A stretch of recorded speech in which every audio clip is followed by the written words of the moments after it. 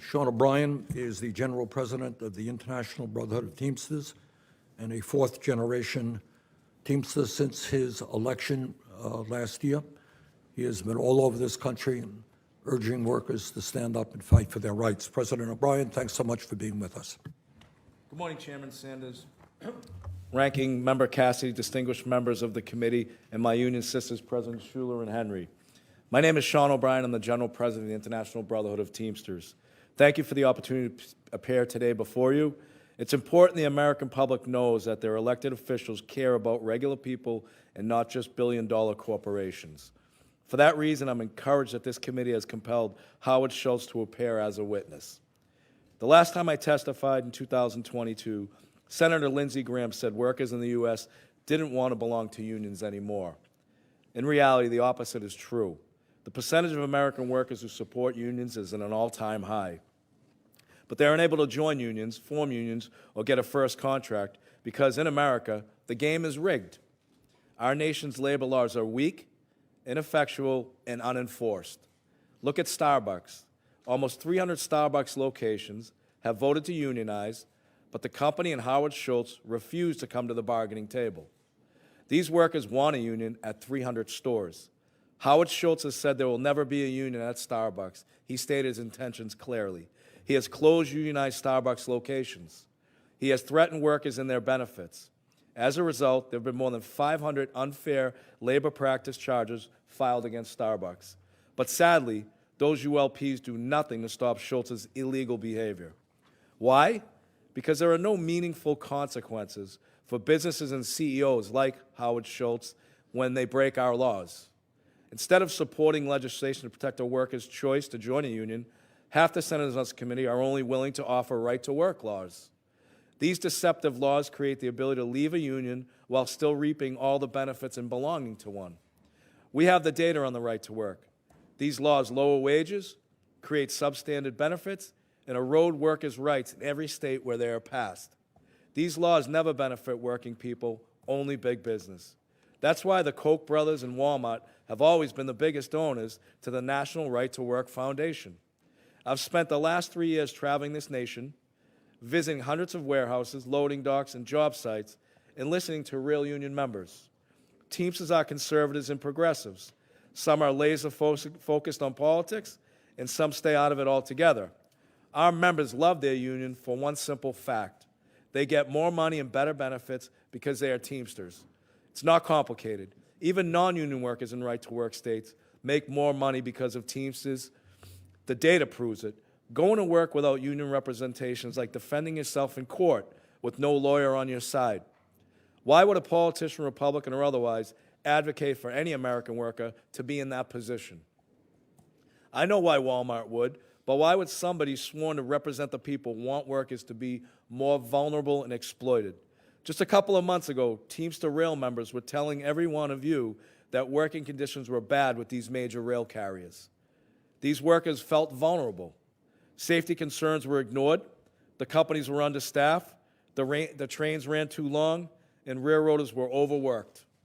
Nobody cared until it was too late. This kind of behavior is where the term getting railroaded comes from. From 100 years ago when the railroads always got their way, when any employer, be the rail carriers, package companies, or coffee shops, gets away with repeated abuse of American workers, the legislators who let it happen are complicit in these crimes. The Teamsters' biggest employer is UPS.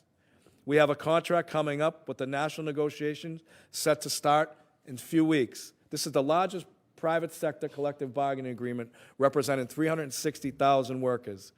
UPS's biggest competitors are FedEx and Amazon.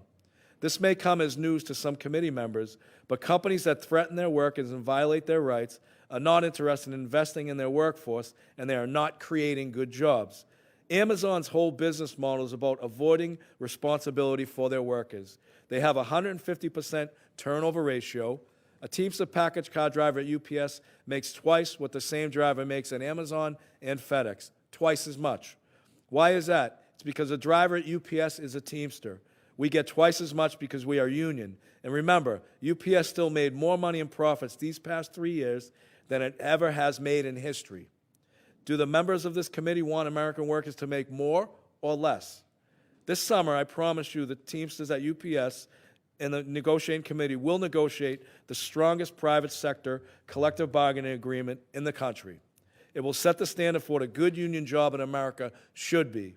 And all of America will be watching as the Teamsters take on Carol Tomei and UPS. We are at a critical moment. Workers are drawing a line while conservative court chip away at the constitutionally protected right to organize. So I ask the members of this committee, especially those who co-sponsored Senator Paul's right to work bill, whose side will you be on? How do workers feel about this huge increase in income and wealth inequality and the greed that we're seeing on the part of corporate America? Well, I can tell you, my members, 1.3 million members nationwide, they provided goods and services to this country probably in the toughest times through the pandemic with total disregard for their safety and the safety of their families when they were going home. They were going out providing parcel delivery, providing food distribution, providing rubbish pickup, providing every essential service that we may take for granted at times.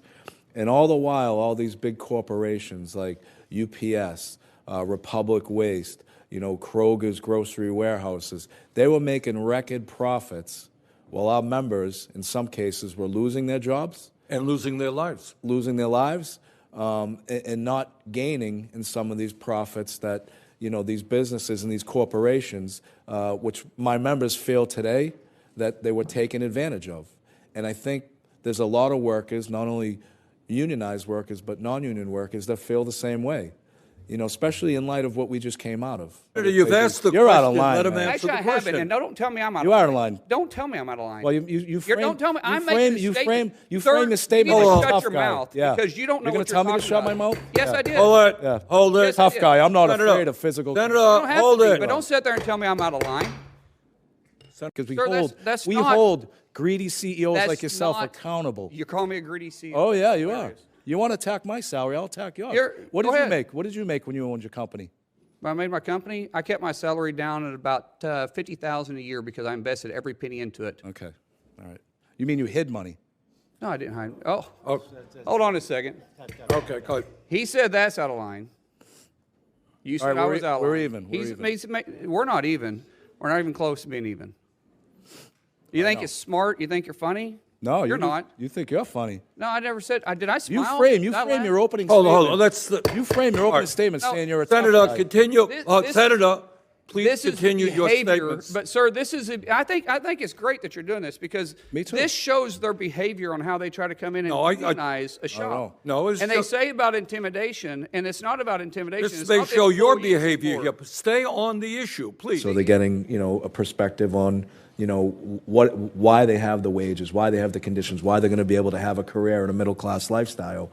But not only are we doing that on a high school level, last week alone, and I wish Senator Mullins didn't run out of here, we created 1,000 jobs partnering up with United Airlines, where we are taking low-wage earners that are entry-level, giving them an opportunity through an apprenticeship program to better their wages, their benefits, but also to give them a career path to a higher middle-class living. So it's not just focusing on, the apprenticeship programs out of high school, but it's also partnering up with the employers to facilitate their needs, their employees, to create these programs to give our members that much more opportunity and a better life.